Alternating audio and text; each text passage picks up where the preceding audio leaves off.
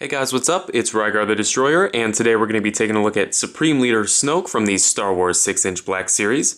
This is a pretty cool figure, but before we take a closer look at it, let's go ahead and take a look at his packaging. Here it is. It's pretty standard for what we've seen out of the Black Series. Nice big window here on the front to display the figure, as well as an image of the character down here in the corner.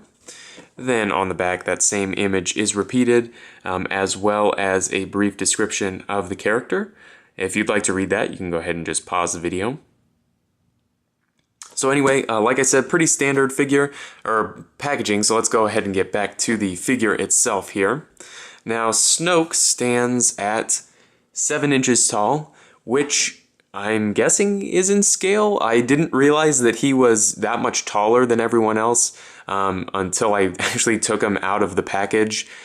Perhaps if they gave him a little bit more screen time, we would have known that. But anyway, this isn't a review of The Last Jedi, so let's go ahead and take a look at the figure's articulation. So up here in the head, there is a double ball joint in the head, which gives a pretty reasonable range of motion.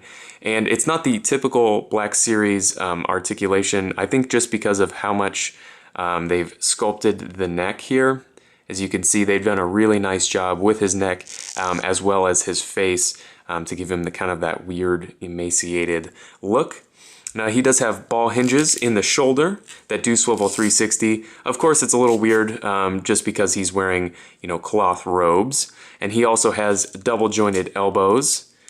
Again, it's a little hard to articulate them just because of the fabric. Really great range of motion there though. Hinged wrists here with a swivel. I think, does he have a bicep swivel? He does too, I missed that, sorry. He's got a single ball peg here in the torso. It's right above the waist. And unfortunately, it basically is just a swivel. He, underneath his robes here, let me pull him up, has T-jointed hips with a surprisingly low amount of articulation out, and then a really nice range of motion forward, just a little bit back.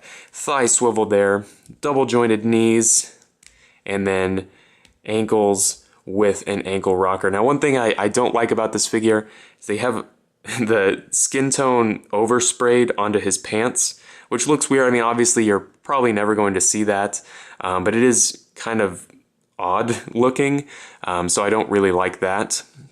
And one thing that I don't typically like on these Black Series figures is a lot of soft goods, especially like a full outfit like this. But I think because Snoke is so much taller than your average Black Series figure, it really works for this figure. And I think that the gold fabric with this metallic thread sewn into it looks really nice. So overall, I actually ended up liking this figure more than I thought I would. And right now you can get him for like 13 bucks or something on Amazon, which frankly is cheaper than what you can get the vintage collection for, at least in my area.